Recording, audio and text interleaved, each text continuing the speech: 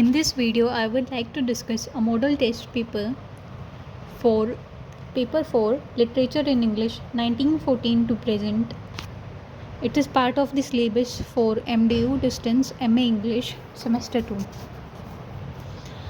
Now discussing the first question. How does Brecht use songs in Mother Courage? Answer: use of songs in Mother Courage. Songs in Mother Courage are not decorative, but they serve as tool of alienation and commentary and irony. Brecht used song to interrupt action and force the audience to reflect critically. For example, the song of Great Encapsulation reveals how idealism is crushed by brutal realities of war. The songs distance the viewers emotionally and emphasize themes like greed, survival, and moral decay. Mother Courage often sings to disguise pain, such as after her daughter Catherine's death. The songs challenge audience identification and act as an anti-illusion device to reinforce Brecht's epic theatre goal. Second question: what are the moral conflicts trouble Scooby in the heart of the matter? Moral conflicts in Scooby. Scooby, a Catholic and a deputy commissioner, is torn between duty, guilt, and love. He commits moral and religious sins, adultery, lying, and ultimately suicide. His inner conflict is intensified by pity.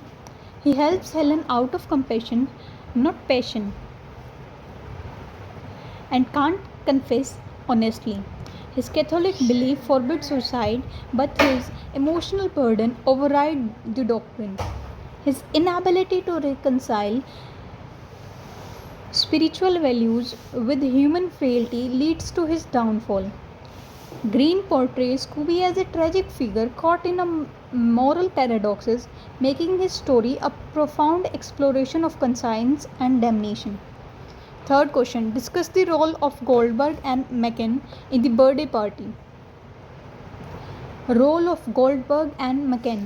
Goldberg and McCann represent nameless authority.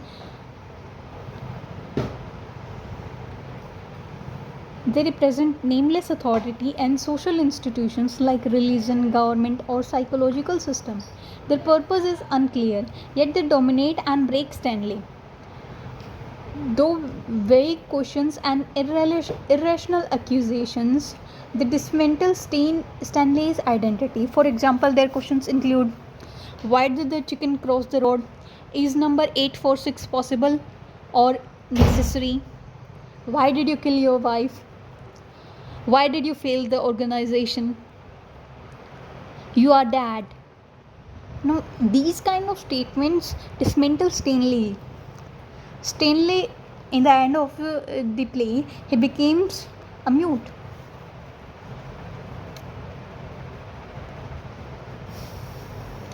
Goldberg uses charm, McCann uses intimidation. They symbolize oppressive forces that force confirmation and silences dissent. Their violence is psychological and their language is absurd. For example, they say, "We are integrating you." Now, Stanley is not a machine that needs to be integrated physically.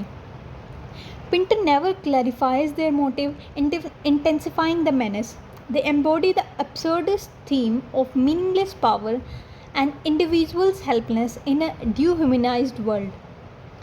Fourth question: discuss the seasonal structure in the Bluest Eyes and its meaning. Seasonal structure in the Bluest Eye. Toni Morrison divides Bluest Eye into 4 seasons: autumn, winter, summer, and spring, mirroring a false sense of natural growth and innocence. However, instead of renewal, each season marks Piccola's psychological decay. Autumn marks the beginning of school and societal rejection. Winter brings emotional isolation. Spring should promise rebirth, but instead delivers trauma. Piccola is raped by her own father. Summer culminates in madness. subverting the seasonal usual association with fullness and life. Morrison uses this ironical seasonal structure to critique the cycle of racism, beauty standards, and neglect in society. The last short question, 4 marker. Comment on the use of animal symbol in Ted Hughes' poetry. Summarize the idea of poetry of departure by Philip Larkin. Philip Larkin's poem reflects the tension between staying in one's routine life and the temptation of escape. The narrator envies those who leave behind jobs and home for the unknown. The departure symbolizes freedom, spontaneity, and breaking from middle class monotony. However, Larkin tempers this romanticism with realism, acknowledging the cost and uncertainty of such a decision. The poem explores the theme of conformity, regret, and seductive but risky idea of abandoning responsibilities. It critiques the dullness of modern life but also questions the feasibility of change. The last question, comment on the use of animal symbol in Ted Hughes' poetry. Ted Hughes frequently uses animal imagery to explore instinct, power, and the contrast between nature and human civilization. In poems like Jaguar and Thrushes, animals are depicted as intense, purposeful beings, embodying energy and violence without guilt. The Jaguar paces with undying spirit despite captivity. The Thrushes kill with terrifying efficiency. Hughes sees animals as embodiments of pure life force unburdened by self-consciousness. He contrasts this with human hesitation and spiritual emptiness. Though these symbols, Hughes criticizes modern disconnection from primeval forces. Now let us discuss the long questions from the drama by Brecht. Examine the role of religion in Mother Courage and her children. Question number 2. How does Brecht challenge audience empathy through the alienation effect? Bertolt Brecht's Mother Courage and Her Children exemplifies his concept of alienation, designed to prevent the audience from emotionally identifying with characters. Instead of catharsis, as in Aristotelian tragedy, Brecht aimed for critical detachment, encouraging audience to analyze events rather than feel for the character. Brecht believed that theatre should not entertain passively but instead provoke active reflection about social and political conditions. In Mother Courage, this technique is visible through various methods. For example, number 1, break the illusion. Scenes are interrupted with songs, placards, and direct addresses to the audience, that is breaking the fourth wall. For instance, the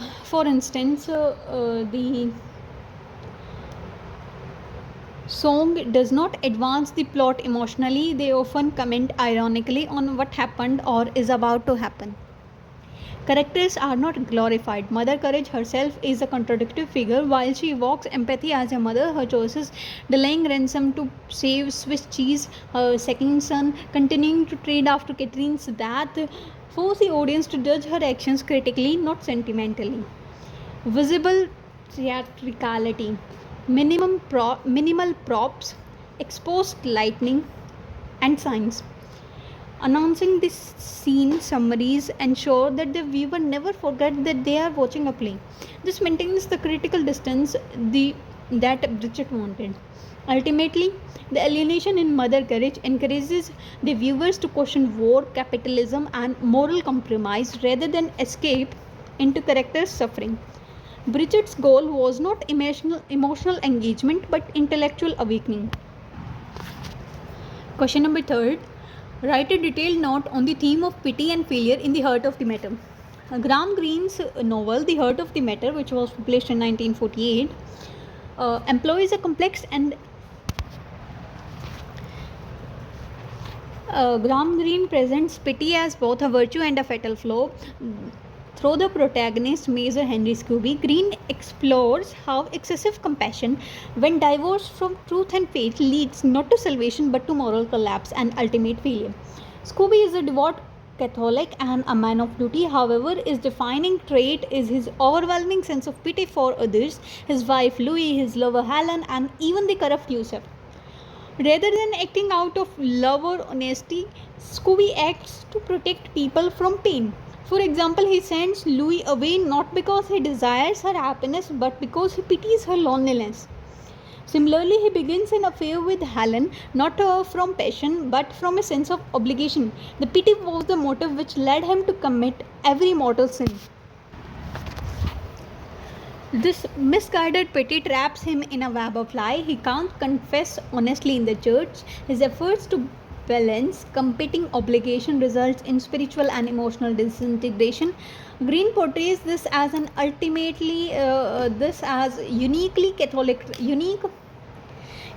tragedy. Scooby knows that he is sinning, understands the damnation that awaits him, and yet he continues out of misguided mercy. His suicide, the final act of pity, is also his greatest failure. He believes that ending his life will relieve others of guilt and suffering, but in doing so, he damns himself according to Catholic doctrine. Greene challenges readers to question whether moral decisions made out of pity are truly virtuous or just cowardly. Ultimately, the novel reveals that pity without courage, honesty, or faith is dangerous. Scooby's downfall reflects Greene's spiritual integrity and can become a path to ruin.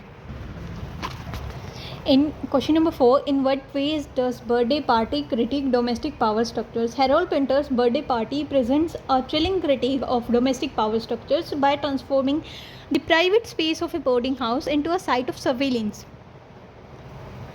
psychological control, and existential threat. The play subverts the idea of home as a space of safety, showing instead how power can operate insidiously even in the most mundane domestic settings. At the center of the household are Meg and Petty, whose seemingly harmless routine and conversations create an illusion of normalcy.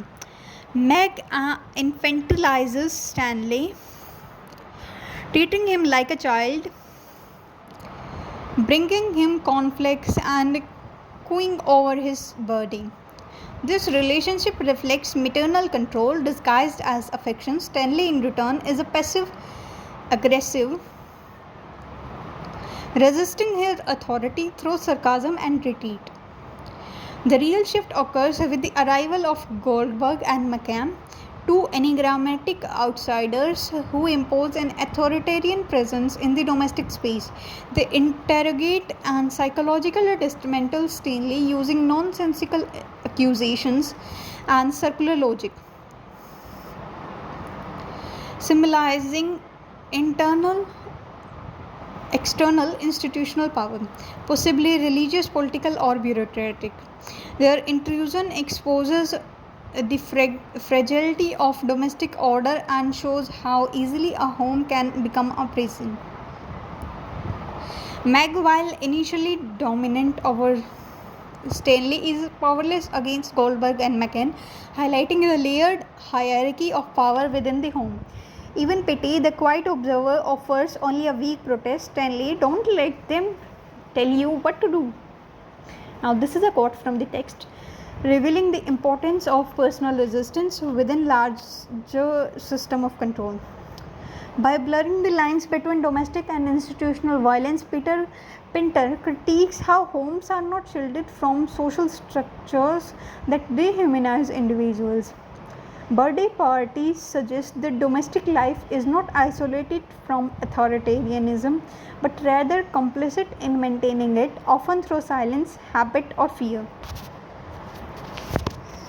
Now, question number 5.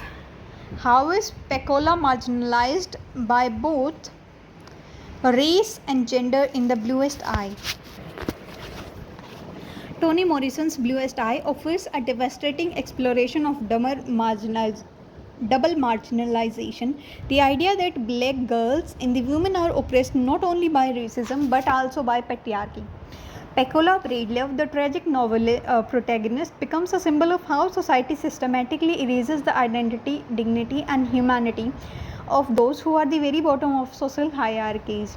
As a black girl, Pecola is taught from an early age that she is ugly. The community around her idolizes white beauty, blonde hair, blue eyes, and fair skin. For example, Shirley Temple, who is the idol of all the young black girls. Even dolls, advertisements, and films reinforce these ideals. Pecola internalizes this racism, believing that if she had blue eyes, she would be loved. It had occurred to Pecola some time ago that if her eyes were different, she herself would be different. But Pecola's oppression does not end with racism. She is also marginalized as a girl, powerless within both her family and the wider community. Her mother, Poland, shows more affection to her white employer's child than to her own daughter. Her father, Coley, sexually abuses her, and the society blames Pecola for the pregnancy. Her trauma is not confronted but ignored, rendering her invisible. Pecola becomes a scapegoat, absorbing community's self-hatred, shame, and denial. Even other black characters like Moral Peel or the storekeeper view her through the lens of racial and gender inferiority. She ultimately loses her sanity, a result of accumulated psychological violence. Though Pecola, Morrison critiques the intersecting systems of racism, sexism, and poverty. Her story reveals how black girls are doubly silenced and arranged not only by the dominant white culture but also their own families and communities as well. Question 6. Analyze the theme of modern anxiety in Philip Larkin's poem.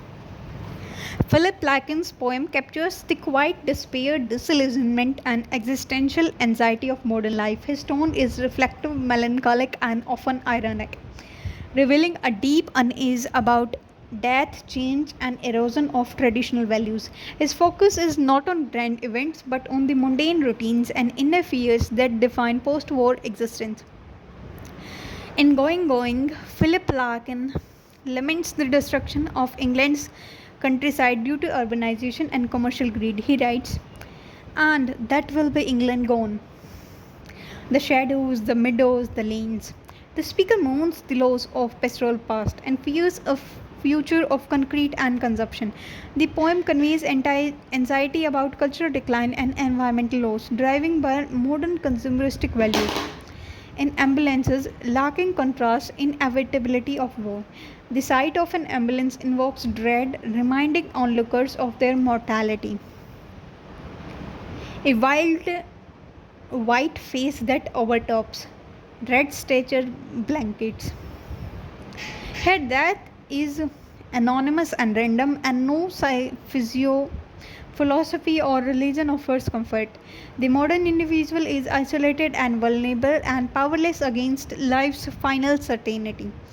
Even in Poetry of Departure, the idea of escaping conventional life is tingled with guilt and futility. Larkin acknowledges the fantasy of freedom but remains skeptical of its promises. Larkin's modern anxiety stems from a loss of faith, community, and meaning.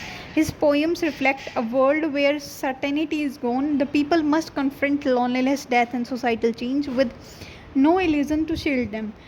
Through precise language and ordinary imagery, Larkin gives voice to psychological unease of the 20th century individual. That's all. Thank you.